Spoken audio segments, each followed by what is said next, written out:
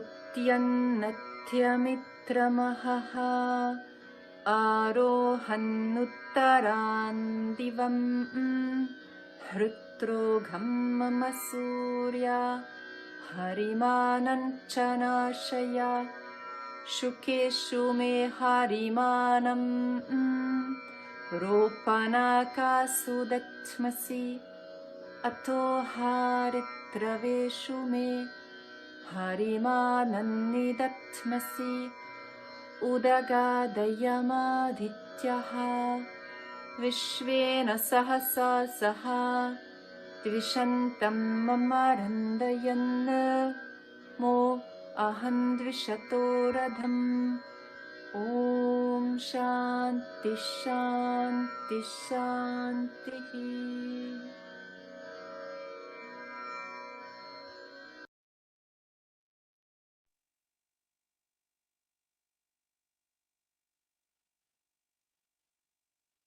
Namaskar.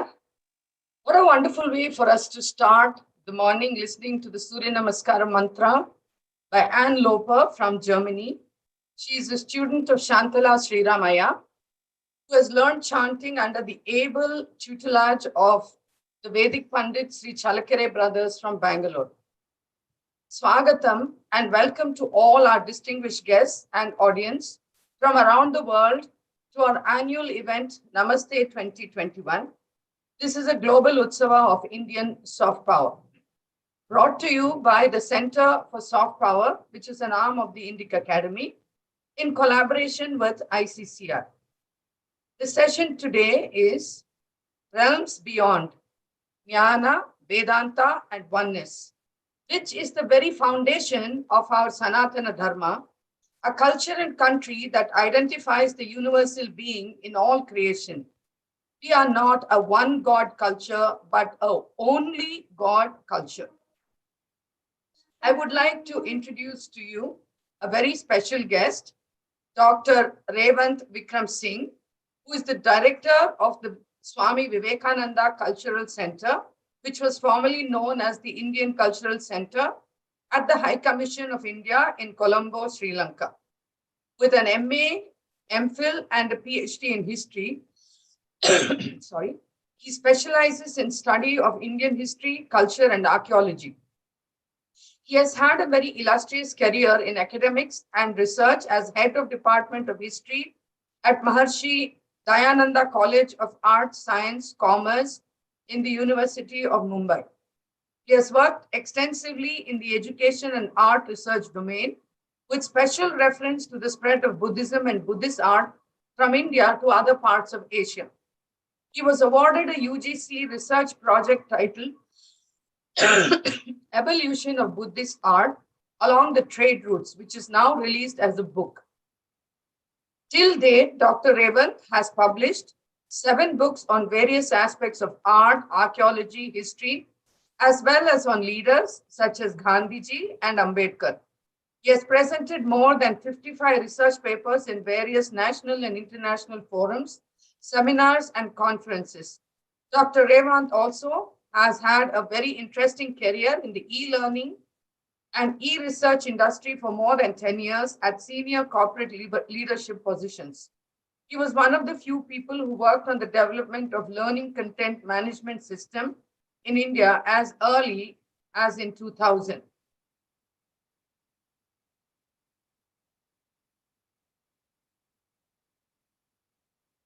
Over to you, sir, for your opening remarks. Thank you, ma'am. Honorable Srimati Vijayalakshmi Vijayakumar ji, Director, Center for Soft Power, my colleagues from ICCR, all the office bearers and staff members of the Center for Soft Power, and dear brothers and sisters participating in this special Namaste Global Utsav of Indian Soft Power 2021. A very good morning to all of you. First of all, please accept my humble gratitude for inviting me to be a part of this special program. It is an honor and a privilege to join you all. Today, I will be talking on the topic India-Sri Lanka Spiritual Ties. Friends, India and Sri Lanka have a shared legacy of historical, cultural, religious, spiritual, and linguistic ties that is more than 2,500 years old. Principles of compassion, non-violence, tolerance, and understanding, which are inherent in ancient Indian wisdom of Vasudeva Kutumbakam, and religions that originated in India, such as Buddhism, Hinduism, and Jainism, define our spiritual ties. The Sanskrit phrase, Loka Samasta Sukhino Bhavantu, and the Pali Buddhist phrase, Sabbe Satta Bhavantu Sukhitatta, both meaning may all beings be happy, provide the spiritual foundation to our cultures and the India-Sri Lanka ties. Since ancient times, Buddhism has been one of the strongest bonds that reinforce the India-Sri Lanka spiritual ties. This relationship was strengthened, as per legends, by Lord Buddha himself when he visited Sri Lanka on 3 occasions, as defined in Buddhist literature of Sri Lanka. In 3rd century BCE, Emperor Shukla the Great, as we all know, sent his son Mahendra, who is revered as Arhat Mahendra Thera in Sri Lanka, with the teachings of Lord Buddha. The Sri Lankan king Devanampiya Tissa at that time received him with great veneration and converted to Buddhism, and soon Buddhism became the official religion of the island. Sangamitra Theri, daughter of Emperor Ashoka, brought a sapling of the Bodhi tree, under which the Buddha had attained the enlightenment at Bodh Gaya. King Devanampiya Tissa planted the sacred sapling in the royal city of Anuradhapura, where it still flourishes as Jayashree Mahabodhi tree and is considered as one of the most sacred objects of the Buddhist world. In 4th century again, the sacred tooth relic of the Lord Buddha, Dantadhatu, was brought to Sri Lanka from Kalinga, Odisha, by Princess Hemamali and her husband Prince Danta. The sacred tooth relic of the Buddha is venerated in Sri Lanka as a Chaitya relic of Buddha at Sri Dalada Maligawa, the temple of the sacred tooth relic in Kandy, Sri Lanka. Friends, these spiritual ties between India and Sri Lanka continue throughout history and were further enriched by ancient universities like Nalanda, where thousands of Sri Lankan monks studied over hundreds of years. In modern times also, the India-Sri Lanka spiritual ties continued to flourish. In the late 19th century, a sapling from the Jayashree Mahabodhi tree of Anuradhapura, which was brought from India by Emperor Ashoka's daughter, Sangamitra Theri, was planted at Bodh Gaya by the Archaeological Survey of India at the very site of the original Bodhi tree. In 1931, Srimad Angakarika Dhamapal, a great son of Sri Lanka and the founder of the Mahabodhi Society of India, planted a sapling of the Jayashree Mahabodhi tree at Sarnath, at the site where Lord Buddha gave his first sermon.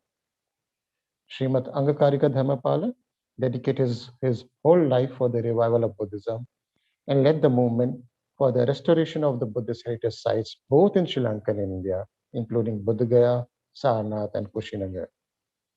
Swami Vivekananda and Srimad Angakarika Dhamapala, both who spoke at the historic Parliament of World Religions in Chicago in 1893, became close friends, and together they strengthened the Buddhist Hindu tradition of compassion, non-violence, tolerance, and understanding. Their friendship and thoughts not only inspired the nationalist movements of India and Sri Lanka, but also provided a spiritual base to India-Sri Lanka friendship.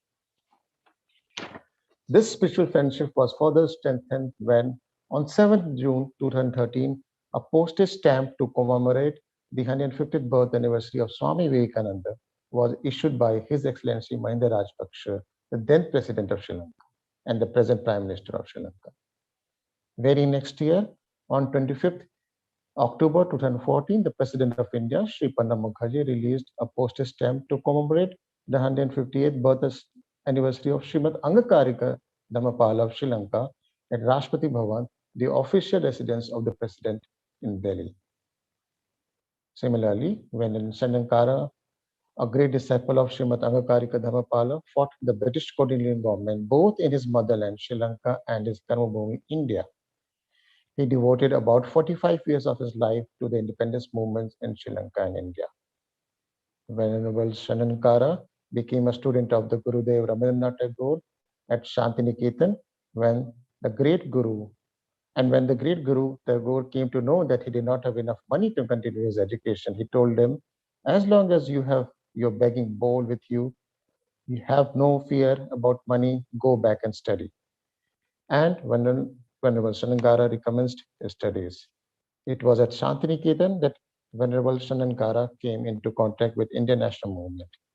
He met the Chittagong young revolutionary patriots and started campaigning against the British among the peasants of Chittagong. In March 1932, Venerable Shannkara was detained by Calcutta police and he was charged with helping the Bengali revolutionaries. Later, he was imprisoned in Banaras for nearly 4 years.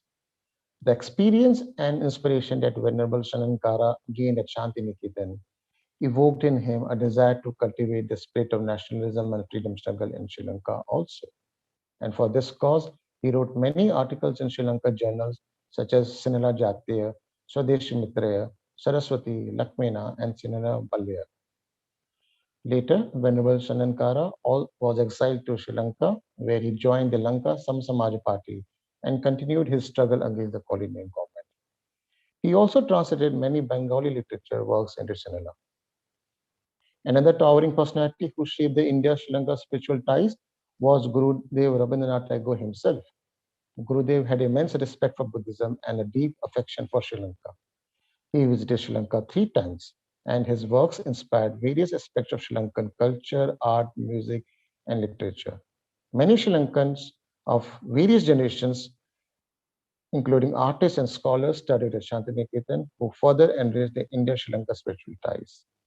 Today, there is a deep respect for Gurudev Rabindranath Tagore in Sri Lanka. Similarly, Venerable Sikkim Mahinda Thero, who came from Sikkim, India, also participated in the Sri Lankan independence movement.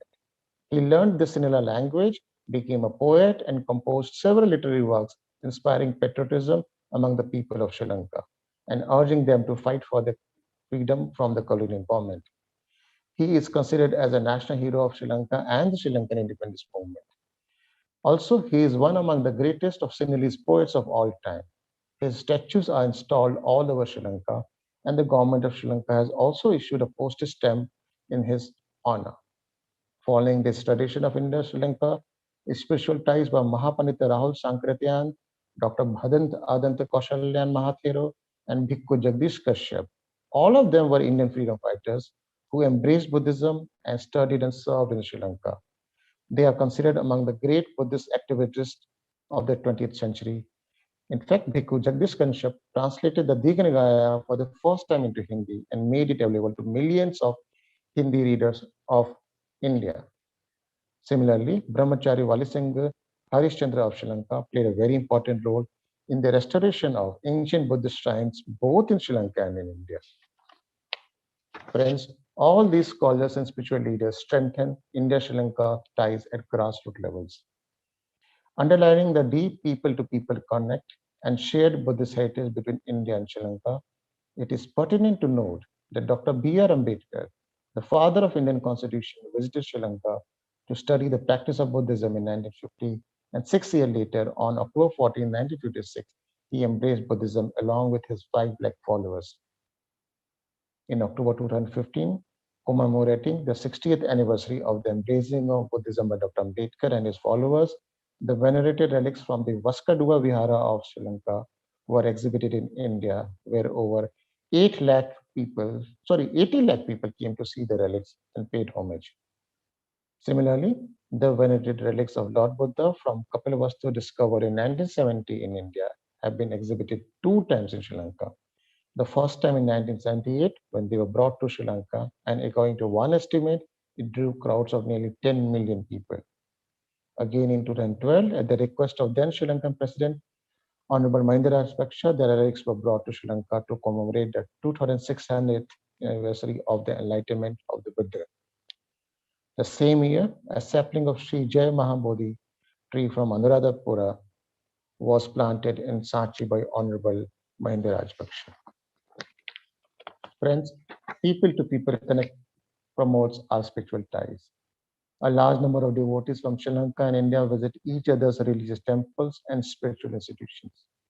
Recently, in May and June, special prayers were organized in Buddhist and Hindu temples as well as churches across Sri Lanka for the well-being of the people of India in the wake of serious COVID-19 pandemic situation the second wave in India. The extent of diversity in these solidarity ceremonies was a true manifestation of solidarity and connect between the peoples of India and Sri Lanka. To cite a few examples, the sacred Ratna Sutra were recited in the Buddhist temples, invoking the blessing of the Buddha for the well-being of the people of India, Sri Lanka, as well as for the rest of the world. Mahamrityunjaya Mahayagya was held simultaneously at the five Ishwarams of Sri Lanka. Several Catholic churches dedicated 1 hour prayer service for the well-being of the people of India, Sri Lanka, and the world. Sri Lankan nationals from various walks of life, including students and alumni who received their education in India, expressed their solidarity with India. Hashtags such as Thinking of India and Pray for India have been trending on social media in Sri Lanka since then. The High Commission of India, Colombo, and its cultural arm, the Swami Vivekananda Culture Center, has been playing a key role in strengthening our ties. Special outreach programs have been initiated to reach out to spiritual leaders, Buddhist education institutions such as Pirivinas, and also to schools, universities, and scholars. India Corner was recently opened at the Nagananda International Institute of Buddhist Studies in collaboration with the High Commission of India. Today, Hindi is being taught at 10 universities and more than 80 schools in Sri Lanka. Yoga is becoming increasingly popular both among the common people and the spiritual leaders. Recently, yoga class was launched at a Buddhist monastery institution for the first time. This year, the Sri Lankan Defense Services also celebrated the International Day of Yoga with us. Every month, to commemorate Poya Days, which is Purnima Day, which is very auspicious for Buddhists all over the world, Swami Vivekananda Culture Center that takes various activities such as Dhamma Yatras to villages and temples, Dhamma discourse in Sinhala and English language, webinars between spiritual leaders and scholars of Sri Lanka and India, workshop for children, and art exhibitions by Sri Lankan and Indian artists together. Friends, Indian and Sri Lankan governments continue to make efforts to strengthen our spiritual ties. India continues to jointly celebrate important Buddhist festivals such as Vesak or Buddha Purnima and Asala Poya or Asad Purnima with the senior political leadership, spiritual leaders, and institutions of Sri Lanka, as well as other Buddhist countries. Prime Minister Shri Narendra Modi also visited Sri Lanka during the International Vesak Day celebrations in 2017. As chief guest during his visit, he announced that Air India will operate direct flights between Varanasi and Colombo, and the inaugural flight was flagged off within months on 4th August same year. To further strengthen people-to-people ties, the first ever pilgrimage to Bodh Gaya for Sri Lankan Armed Forces personnel and their families was organized by India in June 2018. A special Indian Air Force C-17 aircraft was deployed to Colombo to transport armed forces personnel and their families to Bodh Gaya and back. A 55-member delegation from Mahabodhi Society of India also visited prominent Buddhist sites in Sri Lanka during the last week of June 2018. The second pilgrimage visit to Bodh Gaya for Sri Lankan armed forces and their families were organized again in June 2019. Similarly, the Indian Defense Contingent also arrived in Sri Lanka to visit its spiritual and tourist sites. Recently, in July 2020, the government of India declared the Kushinagar airport in India, the place of Lord Buddha's Mahaparinirvana, as an international airport to allow Buddhist pilgrims to visit the revered site and other neighboring sites such as Lumbini, Kapilavastu, Savastri with ease. Given the preeminence of India-Sri Lanka Buddhist ties, both countries have agreed that the first inaugural flight to this airport will be from Sri Lanka. Namaskar, sir. Yeah. Sir, you have another half a minute left, sir. Yeah, I'm ending. Prime Minister Shri Narendra Modi during the virtual bilateral summit held between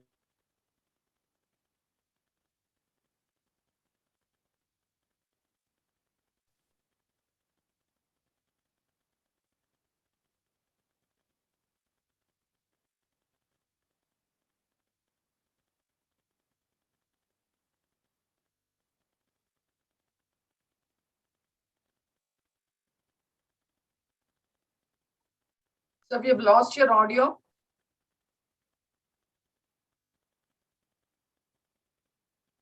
I think sir has dropped.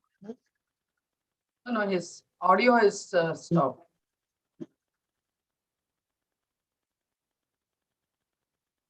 Should we move to the Yeah, now yes, sir is back.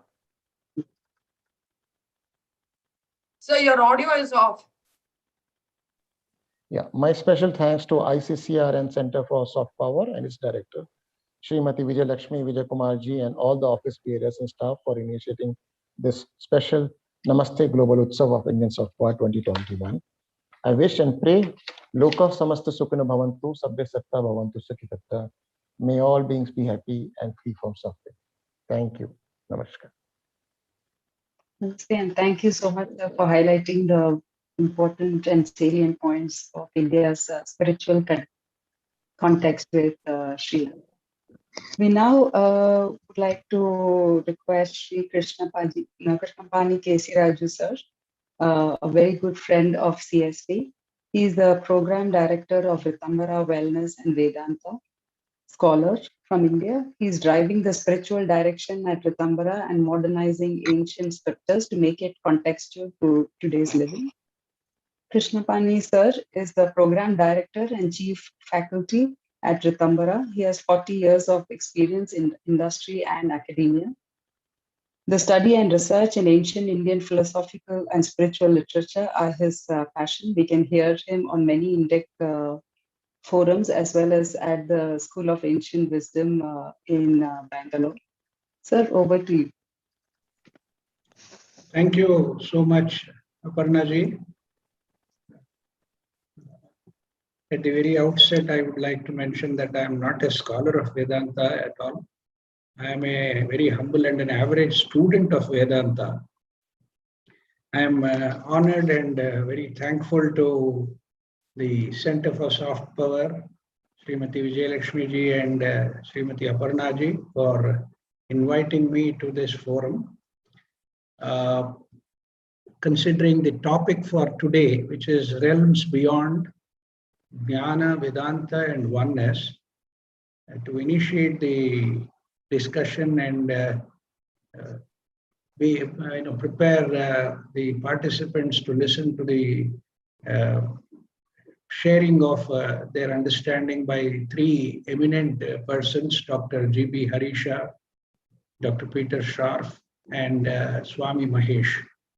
So as an introductory remarks, I would like to just mention that when we talk about realms beyond, it is now very evident that science, especially the science of the establishment, has now come to accept that there are various levels and states of consciousness and realms beyond the body-mind complex. See, the great spiritual traditions all across the world have perspectives on reality, and it is now well accepted by scientists themselves, though very grudgingly, that science is not the only avenue to truth. Intuitive perceptions in purified states of consciousness are considered to be valid sources of knowing the truth or realizing the truth. In fact, the distinction or the division between subject and object is contrived and very artificial. This has been recognized, especially by all the yogic and Vedantic traditions which have flourished in India, and they have repeatedly emphasized that on arriving at the ultimate reality is only through the integration of the subject, object, and the process connecting these two. What is generally referred to as the Triputi, or Jnana, Jnana, and the Jnata. So this has been recognized as a very valid, or in fact the best way to arrive at the truth, which is much beyond the known realms of human consciousness as it is developed at present. Now, the term jnana, I'm not very comfortable with the translation that is normally given as knowledge. I would rather use the terms awareness and realization, because Jnana in the Indic tradition specifically refers to Brahma Jnana, the awareness or realization of that ultimate truth, which is very beautifully, enunciated in the Upanishads, which says Satyam, Jnanam, Anantam, Brahma. The word Brahman is defined as constituting these three aspects: Satyam, Jnanam, and Anantam. In fact, as against the traditional way of looking at things from the present day scientific perception, the deeper aspect that is brought into picture is that the person who realizes this Brahman, in fact, becomes Brahman. In the ordinary course of things, when you are acquiring knowledge, it's a process of acquisition, and one doesn't become that knowledge. A physicist doesn't become physics, or a mathematician doesn't become mathematics itself. But when it comes to Brahman and Brahma Jnana, the beauty of it is the person realizing that Brahman becomes Brahman. Brahmavid Brahmaiva Bhavati. So this is something unique to the Indic tradition. More importantly, I would like to just recall the distinction that is made between Jnana and Vijnana. Adi Shankara, at least in 3 or 4 places in the Bhagavad Gita, defines Jnana as something which is acquired from the Shastras and the Acharyas, whereas the Vijnana, he says, is something which is acquired or which one comes to through one's own direct experience, what he calls as Swanubhava Karanam or Swanubhava Yukta. So it is more a question of direct perception and an experiential state, and what in other terms is called as the aparokshanubhuti. So this distinction between Jnana and Vijnana is also brought about by the Upanishadic tradition itself, when the Mandukya Upanishad says, Sa Atma Sa Vijnayaha. There's a very beautiful mantra, the 7th mantra in the Mandukya Upanishad, which talks about the impossibility of coming to it through any other means other than direct perception. So Vijnana is more experiential, and in our present context, when we are talking about Brahma Jnana, we are speaking in terms of one's own direct perception and experience. And coming to the term Vedanta, and being a student of Jiddu Krishnamurti's teachings, I think the best definition was given by Jiddu Krishnamurti himself when he says that Vedanta is the ending of the known. This is corroborated by the Upanishads themselves, where it is very clearly mentioned that of the 2 Vidyas, Dve Vidye Veditavye, Paracha, Aparacha, they have classified all Vedas also as Apara Vidya only. Because it is something which is known, which is put in the form of a book, and which is available to everyone. But it is the Paravidya which talks about the Akshara Jnana, or knowing the Akshara aspect of, or the imperishable aspect of the Brahman. The Shruti itself, what we call as the Pramana, the Shruti itself is a Pramana to this fact that when we talk about Vedanta, it is basically ending the entire field of the known and go into a realm of the unknown. In fact, one interesting statement that is normally made is that one does not actually know the Brahman. It is, in fact, the other way around. you come to a state of consciousness where Brahman knows you. Because there is no connecting link of saying that one is transported from one state of consciousness to another through a linking process. It's more like a quantum leap into a different dimension altogether, which is timeless. So,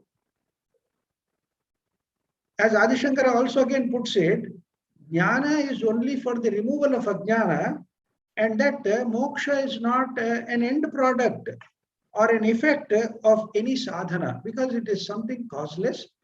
And when something is causeless, it is beyond the cause and effect chain. Coming to the term oneness, the Upanishads again talk about the supreme identity of the Atman and the Brahman, which is discovered in meditation, and it indicates the oneness of the deepest level in a person with the subtlest and therefore the highest level of the cosmic or the cosmos itself. So unity or oneness is the reality. As I mentioned earlier, the division between subject and object is only something contrived and artificial and can never be the real.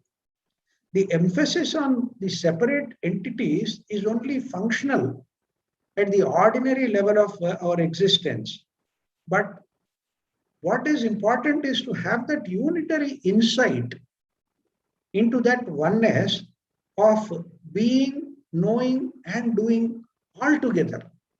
So it is into that dimension of oneness, which is something where we are going to come to the true knowledge or true the ultimate reality is known only through this process of oneness. So I'm very happy that a very profound and important topic has been selected, which talks about these three aspects of Jnana, Vedanta, and oneness. And I would be very happy, and all of us, I think, we are waiting to listen to the eminent speakers today. So thank you so much, Vijay Lakshmiji, for giving me this opportunity to share a few thoughts as an introduction. Namaste. Thank you, Sri Krishna Paniji, for your opening remarks. You've set the tone for the rest of the conversation today. So our first panelist for the day is Dr. G.B. Harisha. He is the former director of Swami Vivekananda Cultural Center at Hanoi, Vietnam. He has translated Veer Savarkar's book Hindutva into Kannada. He is an author on Hindu philosophy. Welcome to you, sir. Our second speaker for the day is Dr. Peter Scharf. Peter Scharf is the president of the Sanskrit Library. He earned his BA in philosophy at Wesleyan University and his doctorate in Sanskrit at the University of Pennsylvania, after which he taught Sanskrit at Brown University for 19 years and conducted research on the linguistic and philosophical traditions of India. Since then, he has held several visiting professorships, one among in the Department of Humanities and Social Sciences at the Indian Institute of Technology in Bombay. He is currently a fellow at the Indian Institute of Advanced Study in Shimla and the director of the Sanskrit Library and International Digital Sanskrit Library, which he founded in 2002. Welcome, Dr. Scharf. Our final speaker for the day is Swami Maheshji, the founder of CI International. He is the founder and team leader of CI International. Born in India, he had a series of psychic experiences from early age that guided him on the path of yoga and spirituality and his connection to his guru Swami Satyananda Saraswati in 1994. He served in his guru's mission in various capacities over 14 years and entered in his wandering stage in 2008. He is the first wandering yogi to conduct yoga program on all the 7 continents of the world. He has conducted yoga workshops at many notable universities around the world, including Harvard, Princeton, JFK, Minnesota, UT at Austin, Chicago, etc. in USA, Hamilton, Waterloo, Calgary and Langara College in Canada, Cologne and Bremen University in Germany, Sofia and New Bulgaria University in Bulgaria, and many more in Australia, Europe, Japan, South Korea, Singapore, Ecuador, etc. Welcome, Swami Maheshji. We will now begin with Dr. G.B. Harisha's presentation. Over to you, sir. Thank you.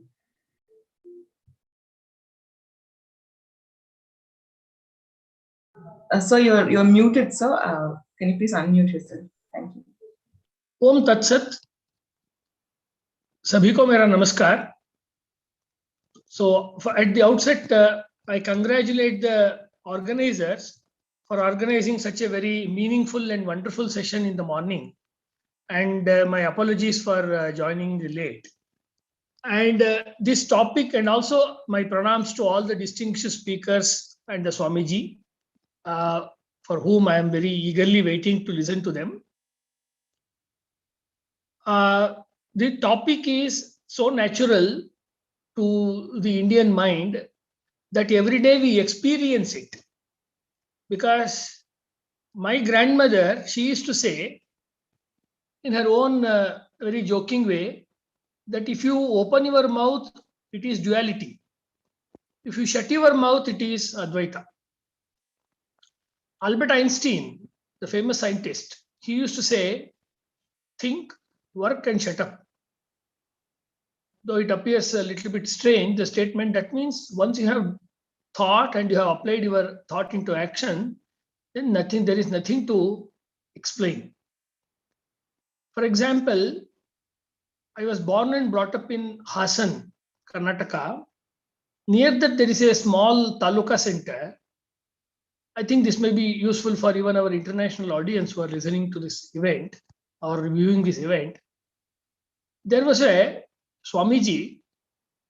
His name was Sri Sachidanandendra Saraswati Swamiji. He has explained in a very detailed way Shankara philosophy, Advaita philosophy. In that, he has written a book. I think that is very relevant for today's topic. That is, what is the beauty of Vedanta? Why Vedanta only can tell oneness in the world? The reason is, only why Vedanta can tell oneness is, he gives a very simple example. We all sleep, whether we belong to Eastern world or Western world, we all wake up. That means there are minimum 2 stages. Just to begin the presentation, this is a Samanya Anubhava. This is a common experience. Even a child wants to sleep. Old people wants to sleep, though they will not get much sleep as they grow older. And youngsters also, they like to sleep. And awakening state, which we are there, supposed to be the awakening stage in which we are conducting the webinar now. But when we sleep, in that there is one more stage. It is called the dream state, Nidra, Swapna. Jagrat is the awakened state. Then Swapna. Then in the Swapna, that is in the dream state, sometimes we will have no dream. That means there is no disturbance even of the dream. Then I will have a nice sound sleep. I will get up. In the morning, I will say, wow, what a wonderful sleep I had in the previous night. That means the Shankara philosophy or the Advaita philosophy, Vedanta, it says, every jiva, every individual being, it is going and resting itself in that peaceful ocean or in that peaceful state, not of mind, beyond mind, every day.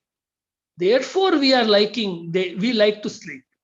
Why do we like to sleep? Not only to relax, we are going to our source. That is the source of our origin, which we call in different terms as Chaitanya, Brahman, Brahma, Atman, different things. Therefore, if you think from that point of the Sushupti, and some people say Sushupti and Turiya, they are different. And most of the scholars on Advaita, they say that Sushupti and Turiya, they occur at the same point. When it is Sushupti, that means you have gone beyond the 3 stages, which are limited in terms of giving you experience. That means in awakened state, you have an experience, but it's a limited experience. 8 hours or 10 hours of experience of awakened state. Dream state is so quick, it is very hard to remember your dream or my dream. It is very hard. By the time you note it down on a diary, then it is so much diluted that you cannot reproduce it. But Sushupti is such a state where your entire things or your beings is immersed into the Chaitanya, where, as per the Rishi Vidyaranya in the Panchadashi, he says, Drugeva Nato Drushtati. That means that is the only stage where you are one with yourself. That means you are one with the Brahman. A child or the old man or the soldier or anybody or a merchant, everybody wants to reach that state. Unconsciously, unknowingly, they are reaching it. Sometimes knowingly, you go to a music concert, you are listening to a beautiful music, then you don't know where you are. Then immediately you are, after the end of the program, you will be searching for your key or your phone or some other things. Then you will come back to this another state of existence. But these are all temporary. You may be a rich person, you may be a poor person, but once you sleep, you may be a male or a female, child or an adult, but as you are sleeping in that state, you don't know, you are not at all aware about anything because there is not much body consciousness. So this kind of oneness is felt every day in our life. This is called avasthatraya according to the Vedanta. This is mentioned in different Upanishads. As Shankaracharya, Adi Shankaracharya mentions in one of his bhashyas, one of his commentaries on the Upanishads, for example, he gives an example of a fish. Imagine a fish is there, it is in a lake or in a river, it's flowing water. The fish is passing through the river. What is happening? There are 3 or 4 kinds of nets which are there to capture it. Somehow the fish escapes from all the net or from the clutches, and it will be moving around very easily. Adi Shankaracharya says, you are that Chaitanya, you are that fish. That net is the Jagrat, awakened state, the sleeping state, and including the dream state and Sushupti. Means you don't have any limitations, you are unlimited. Basically, what is the teaching of Vedanta? You don't have any limitations, you are unlimited. But to practice it in life, you need some karma. All your tantras or your mantra sadhana, or your japa or anusthana, chanting, or any kind of worship, or even karma, good action done without any expectation, selfless action, everything is required only for chitta shuddhi. Is only required for the purification of the mind and your being. After that, it has no purpose, but you have to do it. There is no point in rejecting it. But nevertheless, that is not sufficient. The people who experience this oneness in their life in every day, they will be pleasant. They will not make any difference or distinction between people by and large. They are very kind-hearted. Atmano mokshartam jagadhitayecha. Swami Vivekananda says, Atmano mokshartam jagadhitayecha means my self-actualization and also serving the world and merging with the world. When he has written a letter to the Mysore Maharaja from a foreign country, he writes like this, I quote, they alone live who live for others. They alone live who live for others. Rest are more dead than alive. That means at the end of the day, it is sacrifice and service. Tyaga and seva, these are the 2 important aspects which is required for the modern world. Therefore, his Vedanta is known as, though he follows the Advaita Vedanta of Adi Shankara, this is known as Neo Vedanta or Anusthana Vedanta by different scholars. Basically, Advaita or the oneness is felt by everyone, but once we start debating it, that beauty is lost. Otherwise, it exists in every stage of our life itself. So this is a normal experience. This is a common experience. The strength of Vedanta, why it has survived from 5,000 or 10,000 years. The reason is it is not based on any theology. It is not based on any prophetism. It is not based on any single book, as it is in the case of Christianity, Judaism, or Islam. It's not based on any prophet's vision. Adi Shankaracharya, he doesn't consider these things as very serious. For example, he says, if the Bhagavad Gita Bhashya, he says, in the Bhagavad Gita Bhashya, if even the Veda says that the fire is not going to burn, don't believe it, you test it. That means, as already told by the previous respectable speaker, this is Anubhava Vedanta. This is not theoretical philosophy or metaphysics. This is experiential metaphysics. Therefore, this has a future, because this will not have any collisions or any clash with the growing science. The growing science only testifies or gives more evidences for these eternal truths. Therefore, they go hand in hand very well. If you take the book by a great author, Friso Kepra, the name of the book is Tao of Physics, and you read the Upanishadic writings, in that he says the whole world is like the cosmic dance of Shiva. All the dancers, for them, Shiva is the Nataraja, the guru for dance and all kinds of fine arts. Means all the changes are happening in the world at the atomic or subatomic level. This is represented through the cosmic dance of Shiva. So means all these things tell that whatever is happening at the cosmic level or at the macrocosm, the same thing exists in the microcosm, or in the old tantric terms, what happens in the Brahmanda, the same thing happens at the Pindanda. So there is no difference between me and a mountain, me and a forest, or myself and a river. Therefore, there is no question of harming it, no question of violence against nature. And the same material, I am made of same material and you are made of same material, then there is no question of animosity. There is no question of struggle for existence, as Mr. Darwin told.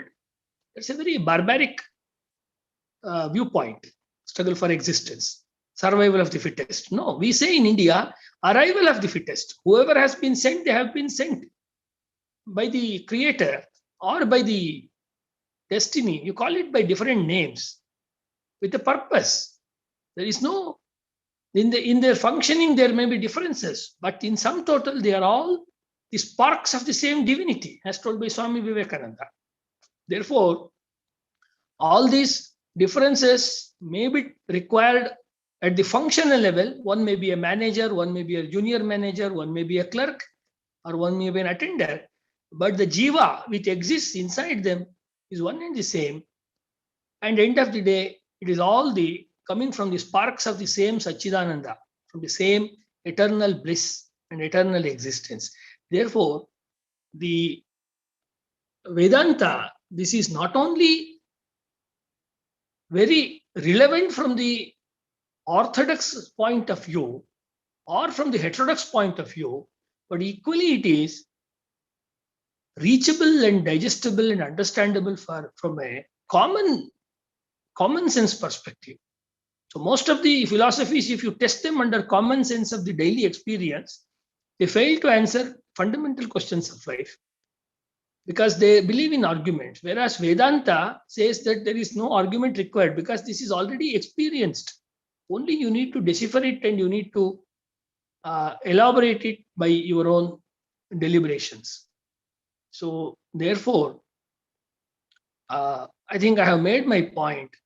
This is the time to study the Upanishads. The great acharyas like Adi Shankaracharya, or as I mentioned, the Sachidananda Saraswati of the Holinessipur. He has written many others. I am not telling only one. Basically, it is the Adhyasa concept. That means what exists, we are not understanding, we are rejecting it. What that doesn't exist, we are claiming that it exists. Therefore, the whole clash is happening because of that. This is the adhyasa. So Advaita or the Vedanta can very well be understood once we understand this concept of adhyasa. Therefore Shankaracharya's Brahmasutra Bhashya is known as the Adhyasa Bhashya. And for the reference of the readers, if they are interested, they can definitely refer to Professor S.K. Ramchandra's book, Shankara and Adhyasa Bhashya. The name of the book is Shankara and Adhyasa Bhashya. It's a well-known writer on the Vedanta and the Indic knowledge systems. I was very fortunate to be associated with him. With these words, I conclude and I wish that this program will be beneficial for all the people to come together and to understand that we are all coming from the same source. And that source should be unpolluted, undiluted, and kept as sacred as possible for the future generations to enjoy and to enrich themselves. Thank you. Thank you, Dr. G.D. Harisha. Dr. Peter Schaff, over to you. Thank you. I'd like to share my screen.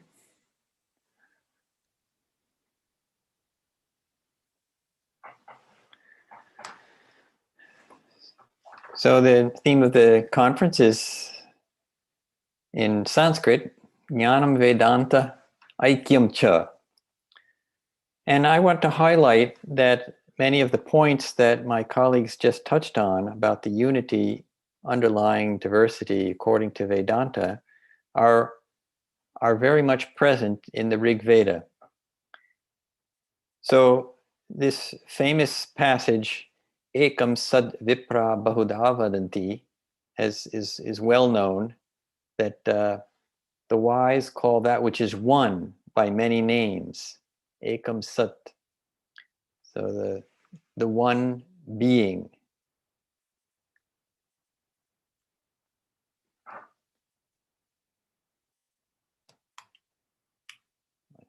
Slides are not moving there. In the Nasadiya Sukta, we get a very clear description of the one which is beyond the relative, and it begins, Na sadasi na sadasi tadanim. There was neither non-existence nor existence then. It points out that the unity can't be characterized by either being non-existence, as sometimes it is discussed in Buddhism, or merely as existence. It's because there's no distinction.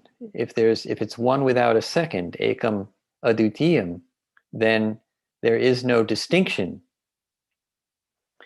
But that one is described as giving rise to the entire universe. The next verse explains, Anidavatam swadaya tadekam, that one, unmoving, avata, breathed, anit, of its own nature, and there is nothing else. Tasmad anyat na para kinchana asa. There was nothing else beyond that. In the third verse of this Nasadiya Sukta, it explains that in the beginning there was darkness covered by darkness. Everything was an indistinguishable ocean. The all-pervading one, which was covered by emptiness, was born by the greatness of its heat. So, tamah asi tamasa gudham agre apraketam salalam sarvam idam tuchena bhu apahityam yadasit tapasas tan mahina jayata aikam. That one was born of its tapas. But the sukta goes on to point out that people have experience of this, saying that the wise sages found out the connection of the existent in the non-existent by searching in their heart. Sato bandhum asati niravindan hridi pratishya kavayo manisha. the sages, the kavis, found it in their hearts. So what does this mean?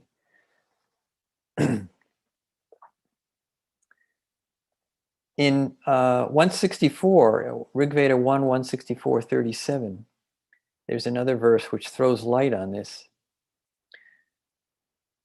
Navidjanami yadivedam asmi, ninya sannadho manasa charami, yadamagan pratamajaratasya adi bacho ashnuve bhagam asyaha. It starts out with a view where it's unenlightened. I don't know whether I really am this. I move concealed, covered by the mind. But when the firstborn of truth came to me, immediately after that, I attain a portion of this speech. Now, it's a bit obscure, but Sayana comments on this, making it quite clear. He says that in the Brahma Sutra Bhashya, Shankara cites a number of Vedic passages that identify the individual self with totality. Idam sarvam yadayam atma, brahmayava idam sarvam, atmayava idam sarvam, and so on. These statements provide intellectual understanding, not experience. It's shastra janitam, sarvatmyam, not to anubhavakam. It's not experiential. The experience is absent because the individual consciousness is restricted by the mind due to the absence of the inward direction of consciousness. Chitta pratyag pravanata bhavena parichinna iti arthaha, Sayana says. Ordinarily, one behaves in the world yoked with distracted consciousness, outwardly directed, engaged in imagination. Bhavana sahishnuna bahirmukena vikshiptena chetasa yuktaha sancharami sansare. The author of the hymn then laments that he does not experience his self as the totality. Na sarvatyam janami iti paridevate. But when it goes on to the second half of the verse, the firstborn of truth is the initial experience of the supreme truth that is produced by the inward direction of consciousness, Sayana says. So this ritasya means paramartasya parasya brahmanaha. Pratamaja means pratamonmeshaha. Pratama upanishchitta pratyag pravana janito anubhavaha. So that produced by the experience produced by the inward direction of consciousness. And he explains what is meant by this speech by referring to the Upanishadic passages. Then one obtains that supreme Brahman pervaded by Shabda Brahman, that is, pervaded by these Upanishadic type statements. Shabda Brahmana vyaptavyam param brahmapadam ashnute prapnomi. I obtain that. I, as one of my colleagues just mentioned, that tadnyatva tadeva anubhavati. He becomes tadeva bhavati. One becomes Brahman who knows Brahman. When that occurs, immediately one is easily able to see one's own nature without delay. Sayana says, Sa yada syat tadanimeva swarupam drashtum sushakam bhavati. Paschad vilambhavavat. One immediately sees one's own nature without delay. So Sayana's summary is that when the firstborn of truth comes to one, that is when one recognizes one's identity with Brahman. Then one attains a portion of this speech, that is, the meaning expressed by the passages that explain the unity of the self with Brahman, or the state of Brahman pervaded by the highest stage of speech. A colleague spoke of the experience as described in the Yoga Sutras by Patanjali. Yoga chitta vritti nirodha. Yoga is the cessation of the fluctuations of consciousness. And the state of kaivalya brought about through practice. It's a state beyond the highest state of knowledge. Okay, the highest state of knowledge is this ritam paraprajna, but beyond that, tasyapi nirodhe, even when that ceases, sarva nirodhat nirbija samadhi, one has the experience of seedless samadhi, that is the absolute without any fluctuation of consciousness whatsoever. Tadvairagyadapi, it says that having abandoned even that state of knowledge, dosha bija kshaye, and the destruction of the faults and the seed, one has kaivalya. Now it's interesting, it was mentioned that this is an experiential state, and it's an experiential state that's universal. It's experienced all over the world, and not unique to India, although India has the unique claim to having texts which describe it most clearly and most scientifically. But at the foundation of Judaism, in what is called the Shema means hear, listen, is made this statement: Shema Yisrael, Yahweh Eloheinu, Yahweh Echad. Now this Yahweh is taken to be a name of God, and the name of God is taken to be sacred, and so it's not spoken out loud. So all of the translators replace this with something else. So these are three translations I've given at top. Hear, O Israel, the Lord our God the Lord is one. And this is the basis of the monotheistic religions. But what it's really saying, this Yahweh is not just a meaningless name of God. Yahweh means the one which is, the one who is. So what it's saying is, hear, O Israel, what is our God, what is one. So it's asserting exactly what the Rig Veda asserted in the Ekam Sat passages, the one being. In fact, the words in Hebrew are probably the same exact words. This Yahweh Echad. The Echad is Ekam, one. And Yahweh is the being. So the Ekam Sat is exactly this phrase, Yahweh Echad. So this is a universal experience which is at the foundation of every religion, although religions have obscured it with their limited understanding. In the Indian tradition, there's a very clear articulation of this experience in the Advaita Vedanta tradition, and in the Yoga Shastra tradition, the instruction in how to bring oneself to that experience.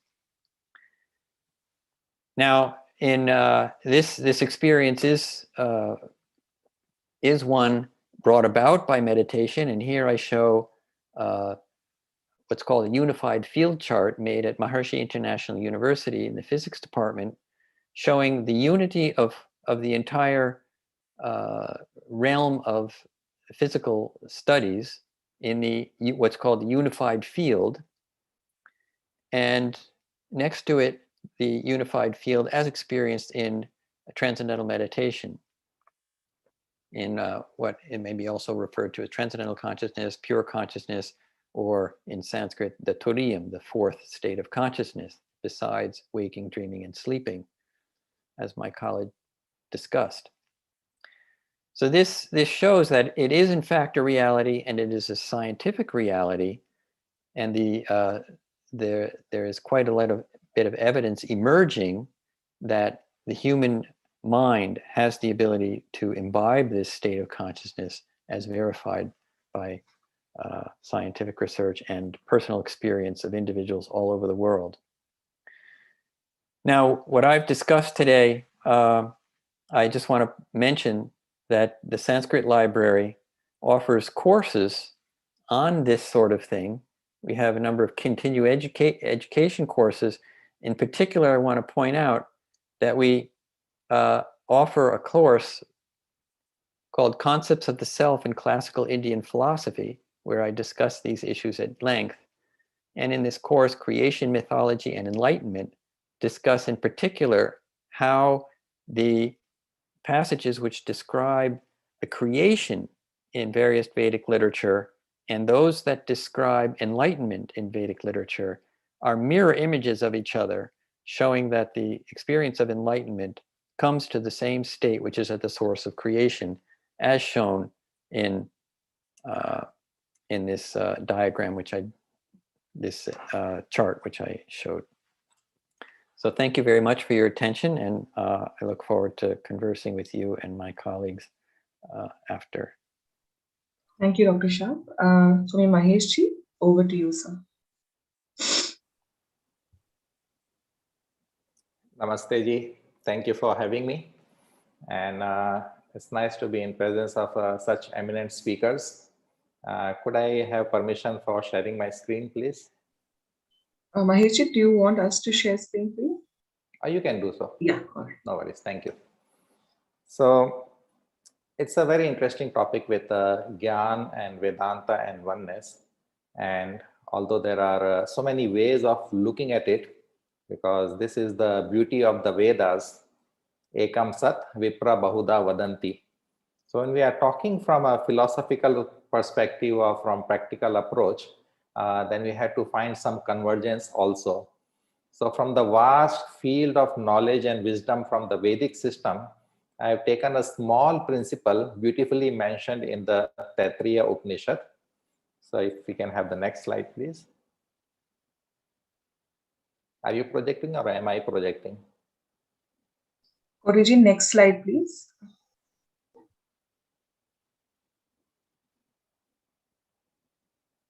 Just please give me the permission. It will be faster that way.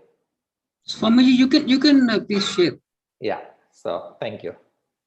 So when we are talking of Vedas, we are not talking of things that are written alone or that are carried through the different traditions. Vedas are eternal streams of knowledge and wisdom. And there is no end to knowledge from that highest level, from the level of Brahman. And this wisdom is talking about the fundamental experiences of who we are, what is this world, and what are the experiences. And those experiences are beautifully shared in the form of the mantras. And then later we see the addition of the yantras, the geometrical images that go along with the sound vibration. And this Vedic knowledge has always been preserved in an oral tradition. So although we had a lot of challenges to preserve this, but because of this living tradition of guru-disciple, we still have this Vedic knowledge as an eternal flowing stream. And we know that Krishna Dvapayan, he compiled the knowledge from the Vedic tradition and presented it in the form of 4 Vedas. Within the 4 Vedas, we also have further division. That is Samhita, then we have Brahmanas, Aranyaks, and then we have the Upanishads. So mostly when we say Vedanta, we are talking about the Upanishad parts. That is the essence of the Vedic knowledge that we can connect to, we can understand, because not everybody can learn the exact intonation and chanting of the Vedic mantras. It requires years and years of practice. So Vedanta was something that was very unique, the Upanishads that brought out the essence, the philosophy, the practicals, and the teachings of the Vedas. And we notice a very important junction period in the Vedic tradition, because Vedavyasa and his disciple Vaishampayan, they carried the information as received by Vedavyasa, who compiled it, and then the 4 Vedas came into our level of understanding. But one of the disciple of the tradition, Yajnavalkya, was disciple of Vaishampayan. We noticed there is a little break there, and then another field of knowledge comes about. Using the same mantras from Yajurveda, we have the Shukla Yajurveda. But at that junction point, we notice something important happens. That when Yajnavalkya is asked to leave the tradition by Vaishampayan and is asked to give back all the knowledge that he had collected from there. So it's presented in a beautiful story that he vomits it out. And then Vaishampayan asked other disciples who were not so bright as Yajnavalkya to become teeter. These are those petri birds, to become teeter and eat all that knowledge that has come out. And then Yajnavalkya left and he received his knowledge from Aditya, the sun god. And that is why it came to be known as the Shukla Yajurveda. Now, this junction point where this Taittiriya Upanishad is highlighted, it talks about many important principles, the knowledge, the importance of having a guru and all that, and experiential knowledge, not just the theoretical knowledge. Because we know that in the Vedas, there is this famous saying, Ekoham Bahusyama, I am one alone, let me become many. So how this one alone, the absolute reality, appears in many different forms. And from this Vedanta tradition, now from the Upanishads, there's a beautiful question posed by Nachiketa to Lord Yama, god of death. The question is, what happens at the time of death? Does something survive, or it is the end of everything for the person who has died? And the incredible power of storytelling. When this question is posed, Yamraj, he tested everything about Nachiketa, whether he is eligible for this knowledge or not, whether he is the right person to gain the knowledge or not. And finally, when he answers, he does not answer about death. He answers about life. He says, in life, there are two paths, Shreyas and Preyas. Shreyas is the path of self-realization because it is the path of good, of the spiritual evolution. And Preyas is what we like through our senses, through our mind, what is pleasant for our experiences through the body, senses, and the mind. So this is what gets us under the influence of Maya very strongly. So one we can say is the path that will lead us towards self-realization, and the other, Preyas, the pleasant experiences that we seek through our body, mind, and senses, they can lead us to the experience of dukkha. And dukkha, or pain and suffering, that was counted as one of the first noble truth that came from Buddha. When people asked him that, what is this special glow and experience that you have that separates you from us? And he also did not answer the question straightforward. He said dukkham, that there is pain.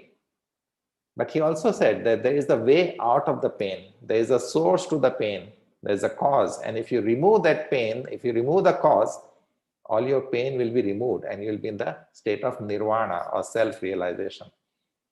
So these two paths of Shreyas and Preyas, we can connect it to the understanding of the Pancha Koshas that has been beautifully highlighted in the Taittiriya Upanishad. So Pancha means 5 and Koshas are the layers. So the real self, the Atma, is layered up by these 5 Koshas. And these 5 Koshas, they represent our experiences and our expressions.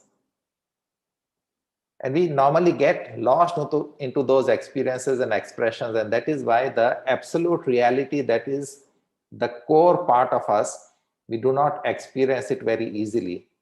And yoga is the path.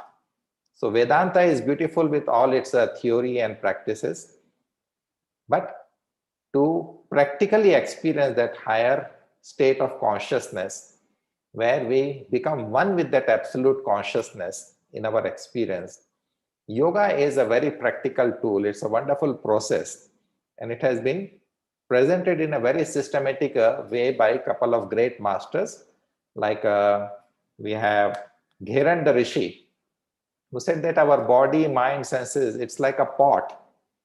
And just like an earthen pot needs baking before you can start using it, In the same way, our body, senses, mind needs to be baked in the fire of yoga so that we can experience that divine consciousness within us. So body is considered as a temple. So when we are talking of the 5 koshas, when we start from the gross level, we have Annamaya kosha, which is the physical dimension. And medical science has done wonderful job with this physical dimension. The body structure, organ system, they have studied well and they can repair it nicely. Then the next subtle dimension that we do not see, but science can measure it to a great extent. And that was also one of the greatest, let's call it discovery, that everything in universe is a form of energy.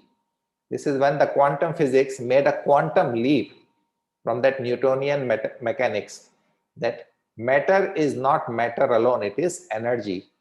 And this energy flow, which is subtle, which we cannot see, but which can be measured with a lot of instruments that are coming out now. So here we are talking of the channels through which this energy flows. Then as we move into the next further subtle dimension, we are talking of Manomaya kosha, the mental dimension where all our psychological processing is happening. And this mind, this mental dimension is a very unique layer because it acts like a prism. The light of the soul, of the Atma, that is coming out, it is pure. But mind, like a prism, spreads it out into 7 colors, and then there are further shades of it. So this ego, intellect, memories, and our chitta, the individual consciousness, which is layered up by this mind, this is what is stopping us from that highest experience. But this is also something that is helping us to point towards that experience. Then further we come to Vijnanamaya kosha. We can call it psychic dimension, but Vijnan means the pure knowledge or wisdom or a direct experience. So not just knowledge, because knowledge has been classified as apara, that is lockic, the worldly knowledge, and there is para, alokkic knowledge. For example, Vedas, and beautifully explained in the Bhagavad Gita, each chapter ends with the saying that Om Tat Saditi Srimad Bhagavad Gita Su Upanishadsu Brahma Vidyayam. What kind of knowledge we are presenting here? Brahma Vidya. The Vidya that can guide you into that evolution into higher consciousness, where you become one with that consciousness. So this Vijnanamaya kosha is not knowledge, but an experiential understanding, the wisdom, the intuition. And then we come to Anandamaya kosha, which is the closest layer to the self, the Atma. So this is the experience of a person who has reached that level. But reaching that level is not so easy. And that is why yoga, which is a very practical approach.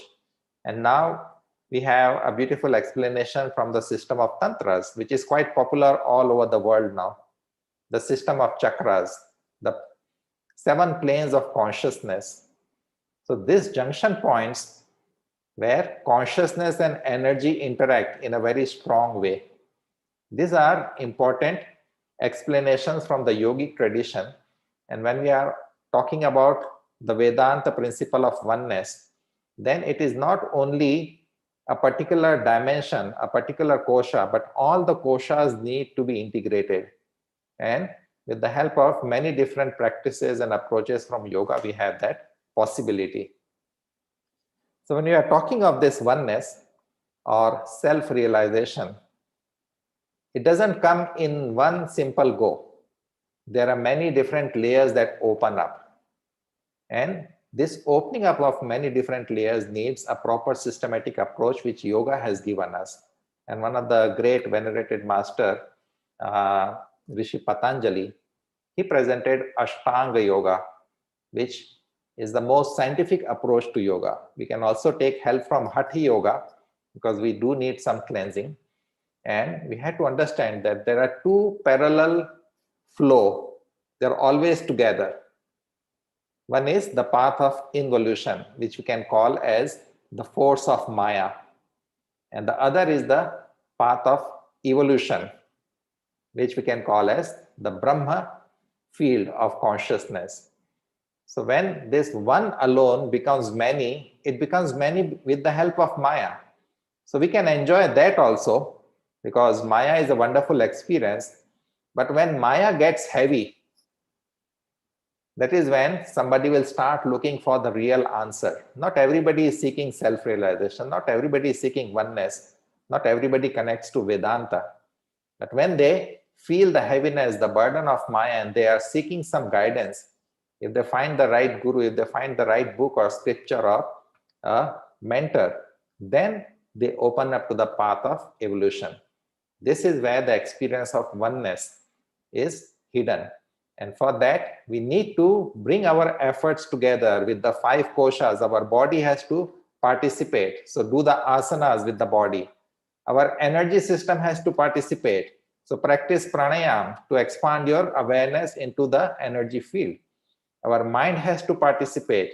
So yoga has given us pratyahar, how to relax the mind, to stop allowing the fantasy of the mind to run freely, how to discipline it.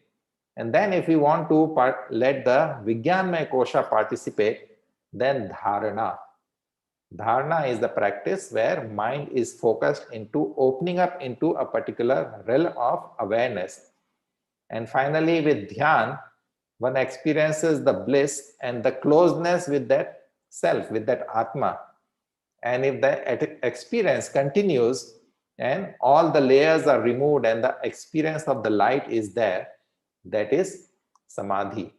That is where Kaivalya or the oneness experience is hidden. So yoga provides us a very practical approach towards this way of experiencing the Vedanta truth. And there is a lot more to say about yoga, a lot more to say about Vedanta, and there has been beautiful presentation. So thank you for giving me this wonderful opportunity, and thanks to all the team members at Namaste Global Utsav. Thank you.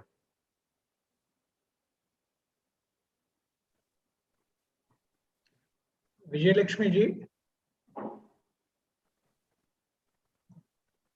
Yes, sir. Do we have time for discussion and some questions? About 10 to 15 minutes, sir. Okay, thank you so much. So I would like to express my thanks to all the 3 esteemed speakers, and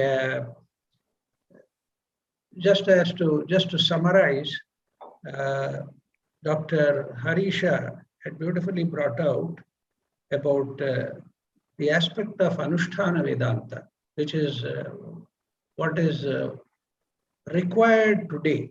Because after all, Jnana or Dharma, if it is not put into action or not practiced, it loses all its value.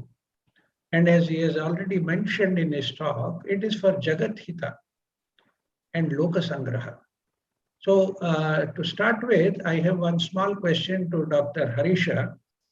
Sir, when you talk about the Anusthana or practicing for Jagat Hita, the question that normally comes is, at what level should we approach, or at what level should we practice?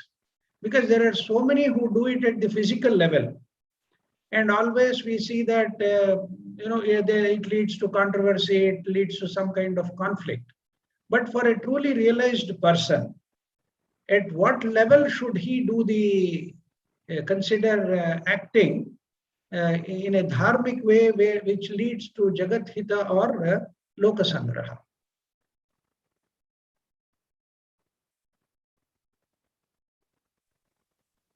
Thank you, sir. So to give answer means I'm a very small person, but based on what I have read, in Karnataka there was a very famous philosopher. His name was D.V. Gundappa, DVG. So he has written 4 lines each poems in numerous numbers, around 950 or so. And in that he says in one poem, I will just translate it for the benefit of our audience. You make 2 halves in your being, means after you realize, one is that manadi eradu koneya madu. He says that means to make two rooms of yourself. One is for the logarata, that means for the play with the world. You are a child, just go and play with the world and be happy. You be happy, let others be happy, no conflict. And one more is there when you retire. Retire means not the final retirement after 60 years or the death, but everyday retirement. As you come back to home, you have your dinner, you will have your bed, someone has made you the bed, or you will prepare your bed to sleep. Then you contemplate alone. So Ekaki, the Upanishad says in many phases that Vedanta Kanana, you are the Vedanta Kesari. This whole world is the Aranya or the forest in which you are the lion. Therefore, you are the Vedanta Kesari. Then you be alone there, rest, and you gain the energy. That means one you do for yourself, for your development, never leave it. Otherwise, you will become like a missionary. Means in a normal way, I'm telling. You go and serve the world, what we called in earlier times as the white man's burden. No one has taken any burden, right? Because we are all born from the same eternal source. There is no need for upliftment of anybody. In that sense, in that spiritual sense, everyone has to be given their opportunity or their piece of opportunity. That's it. Second one, why Anushtana Vedanta Swami Vivekananda told was maybe perhaps in the course of our history after the Vedantic tradition and the Buddhism and the different changes have happened in our Indian medieval history, maybe we became so self-defensive, we became so self-centric that only मैं हूँ और मेरा घर है, मैं हूँ और मेरा परिवार है, means me and my family, me and my clan or my tribe or my group, that is sufficient. I don't care about the world. That kind of an approach, which is not our traditional approach, somehow it creeped into our tradition due to the changes in history. That itself is a separate topic. Therefore, we become so much, in a way, conscious that we have to limit ourselves. For example, the Indians who crossed the oceans and built the great empires in the entire Southeast Asia, you take the Kannada rulers or the Cholas or the Kadambas or Rashtrakutas, they went up to Syria or Egypt or to Rome and other countries. Our Shastras started telling that you should not cross the ocean. Our Dharma Shastras started telling that you should not cross the ocean. This is only at a period of time in history. Means that shows how our Hindu mind or the Sanatan mind started shrinking. Maybe due to external factors, maybe due to the Yuga Dharma or the Kala Dharma. Then we needed somebody to hammer it. Somebody to break that shackle, saying that, look, you are the childs of Vedanta. You are the children of Vedanta. Don't worry about the small taboos. Therefore, he demonstrated by crossing the ocean. Perhaps in the modern times, he was the first one to cross the ocean. There may be others, but historically a very big figure like Swami Vivekananda. He went to Chicago Parliament of World Religion and he gave the very famous speech on September 11th of 1893, Brothers and Sisters of America and all. And that opened the gate. That opened a new flood of light and a new kind of cultural interaction started between India and the rest of the world, which was awaited for decades or for centuries. So when he says Anushtana Vedanta means, simply what I understand is, if you are a mathematics teacher, you practice higher level mathematics for yourself every day. But for the school children, you teach them at a very selfless level, in a very caring, like a lovable, like a vatsalya, like a mother, you teach them, but never you refrain from self-study. Swadhyayam na pramaditavyam. What Upanishad says, that is the thing you're telling. Because Lord Buddha, I will conclude, Lord Buddha, after he got enlightenment or the Bodhi, he never just rushed into Saranath or Varanasi and started preaching and proclaiming, oh, I got enlightenment. He was there according to Buddha Charita and other texts. 10 days he was in that Upavana, in the small forest or the park, Saranatha, the deer park, and he contemplated for 10 days. He tried to comprehend what he got or what he understood, whether my understanding is correct or not, or this is also a kind of maya, also kind of a disturbance or a kind of a deviation from my goal. Then slowly he understood that what he understood is correct, and it is real one. It's not a fake one. It's not an illusion. And then Mara, the demonic or the illusory personality, he comes and he advises Buddha that you have already got the enlightenment, no need to get enlightenment, but once you get enlightenment, you should not preach to anybody. You have to keep it for yourself. Why do you waste your knowledge? Because you acquired it with great difficulty.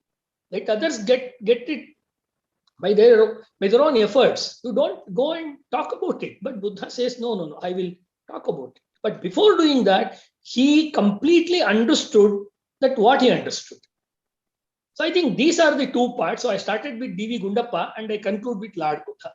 Thank you. Thank you so much, sir. You have put it very beautifully, and it's a novel idea of dividing into two, and then one focused on Lokasangraha and one on Swadhyaya.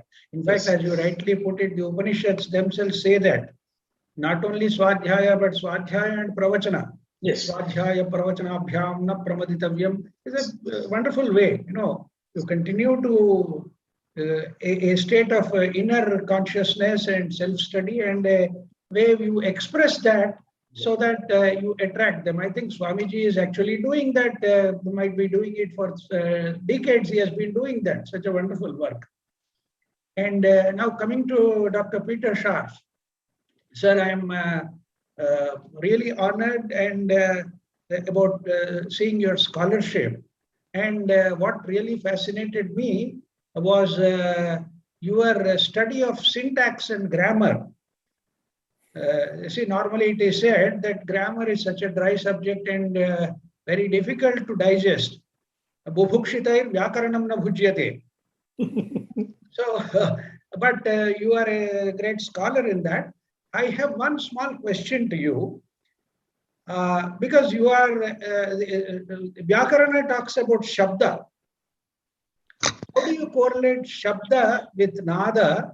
That means the expression with the understanding of oneness. Well, the Vyakarana is for understanding Shabda, of course, but Shabda is understood because it conveys meaning. So the whole tradition of Vyakarana is based on describing language, but it doesn't describe language the way that Western linguistics describes it. In Western linguistics, the idea of having knowledge of mental phenomena was abandoned under the influence of materialism. And the pressure to prove that linguistics was a science and as good as material science because of the successes of physical sciences, the exactness of physics and the power of chemistry, these fields gained such prominence that under the pressure to be considered a real science, linguistics abandoned meaning.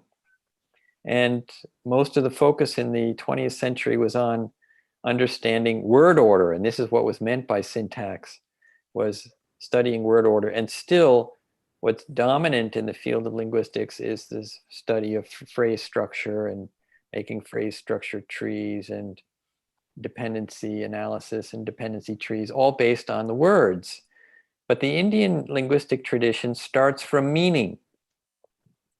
It's the meaning which is fundamental, and the meaning provides the conditions for the introduction of speech forms, which are then woven together into utterances that are actually used. So the explanation of speech in India all starts from meaning, which in a way reverses the direction. The direction in the West is from the materialist point of view. The direction in India is from the spiritual point of view.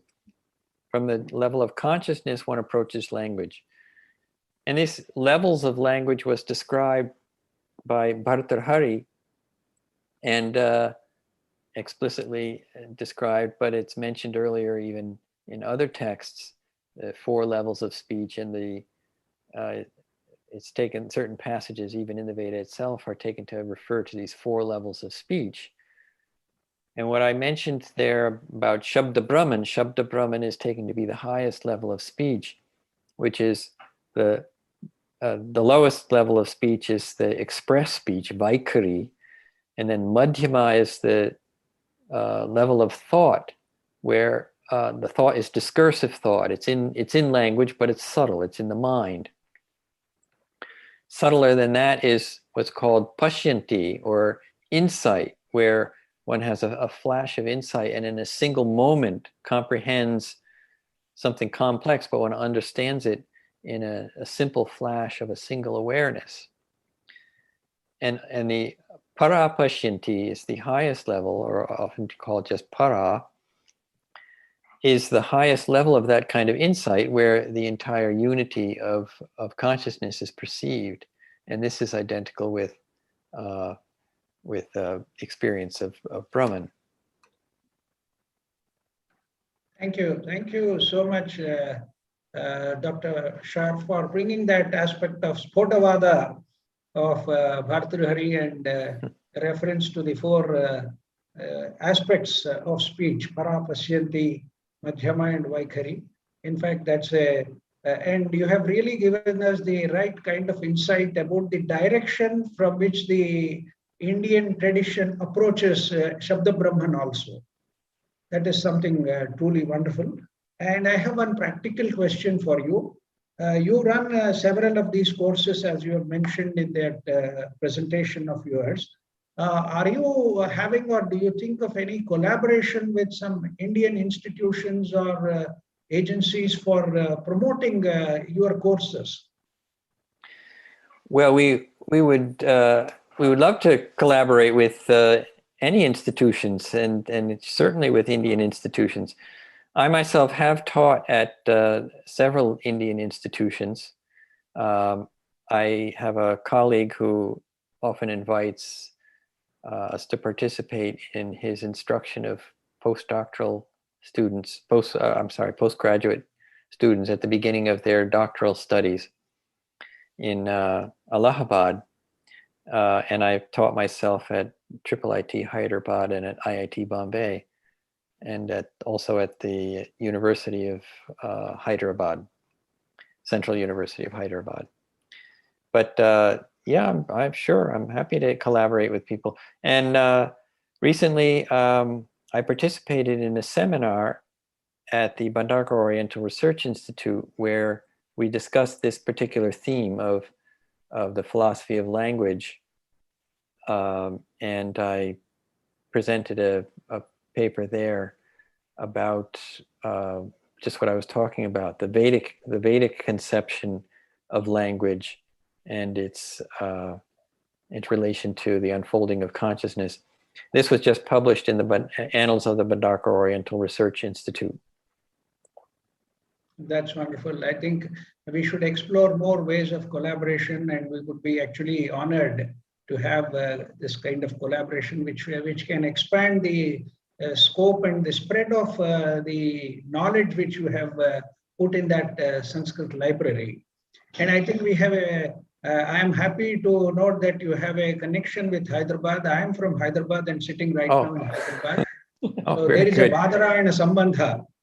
There Yes. is an association, and I'm truly happy about it. And we would definitely consider opportunities for collaboration, Dr. Shah. Thank you so much. Great. Thank you. Swamiji, thank you so much for your wonderful presentation. And I was really fascinated by that story of Vaishampayana and Yajnavalkya. And my question to you, Swamiji, is how do you correlate the 3 Shariras and the 5 Koshas? You have spoken about the Pancha Koshas, but Vedanta also talks about the Sthula, Sukshma, and Karana Shariras. How do you correlate these 2 for one's own evolution from the spiritual perspective? Sure. See, there are two ways of looking at the dimensions or layers. So one is the Panchakosha and another is the Tri Sharira. So when we are talking of the Sthula Sharira, we can talk of the Annamaya Kosh and also the Pranamaya Kosh, because these are the basic ingredients for any living form. Then when we are talking of the subtle dimension, the Sukshma Sharira, then we can, of course, the mind will be the most important part of it. But we can also take the Vijnanmaya Kosha in it, because all those concepts of chakras and mantras and yantras, they are still external to the experience of Karan, the Atma. And the Karan Sharir, the source, is all Atma. So I would put Anandmaya and the Karan Sharir as made up of Atma. So Anandmaya is the layer, because if we are talking of Sharira, then we are talking of some experience there. So Ananda or bliss is that experience, but the core, of course, is the Atma. So 5 koshas and the 3 shariras can be understood in that way also. Thank you so much, because that gives a clarity as to which sheets are related to which shariras. And I'm also extremely happy that you brought in a very interesting dimension of involution and evolution going on a constant basis parallelly. And I am also really thrilled when you said that, even involution is also something very beautiful. So generally to hear from a Swamiji that involution is beautiful is a good statement. It gives a strength to people like us who are into the samsara. And it's parallel, and only when it becomes heavy, we come to this question of evolution and take on to the path of moving in the spiritual direction. So thank you so much, Swamiji. It has been a wonderful experience. And I thank all the 3 speakers and for the opportunity given to me by the Center for Soft Power to moderate this program, which I think is a great honor to me.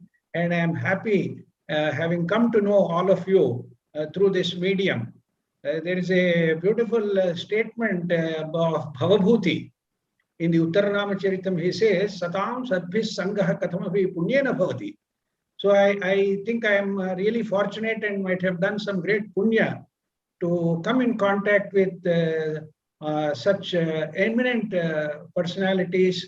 And I would especially like to thank once again personally Dr. G.B. Harisha, Dr. Peter Shroff, and Swami Maheshji. Thank you so much. Over to you, Vijayalakshmi-ji. Thank you. Thank you. Thank you so much, Sri Krishna Paniji. You have strung together a very beautiful morning session. We are very grateful to you.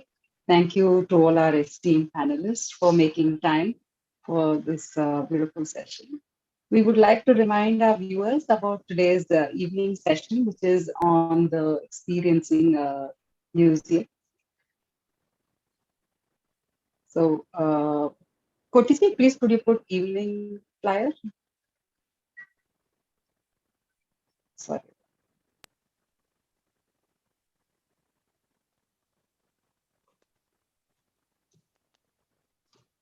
We have a session on Indian museums and the experience of India through them. We have Ms. Mansi Prasad of the Indian Music Experience in Bangalore, which is a very unique musical museum, and all of you visiting Bangalore must see this museum. Then we have other panelists from Singapore, as well as we have Vinod ji, who will be Vijay ji, who will be talking about the way forward. Ms. Nalini Gopal, Curator, Indian Heritage Center. Shri Sohan Kumar Jha, Senior Director, National Handicrafts and Handloom Museum, and Vijay Kumar ji, Co-founder of India Pride Project. Looking forward to having you, all of you, at our session in the evening. Thank you so much and have a good day. Namaste. Thank you.